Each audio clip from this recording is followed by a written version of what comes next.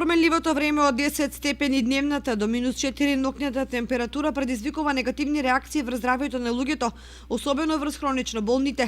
Болниците се преполни со пациенти кои се жалат на вртоглавици, настинки и болки во колената. Па лоши се малку се.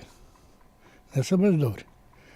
Каде најмногу секите во што имате ли проблеми со што имате најмногу проблеми? Па најмногу проблеми имам со психата, со главата, имам проблеми со срцето. Те сега и сликарат и со реците имам проблем. Лошо. Имате ли проблеми со грипот? Па имам.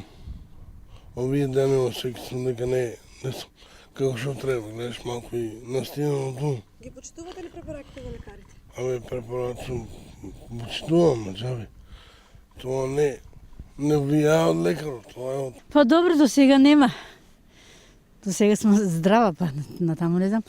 Па сега ќе идам на болницата, ама си земах маска. Од Центарот за јавно здравје сепак апелираат до болните пациенти да ги почитуваат препораките на матичните лекари и да избегнуваат да се движат во иста просторија со веќе заболените од грип. Со оглед на тоа дека грипот е една непредвидлива болест и преку ноќ можат да се сменат работите, една препорака до граѓаните да бидат внимателни, да водат сметка за своето здравје, во случај на заболување болните да не комуницираат со други лица или едноставно кажано да не одат на гости, да не примаат посети, да обрнат внимание на својот хигиено-диететски режим, значи здрава исхрана, богата со течности, со витамини, со минерали.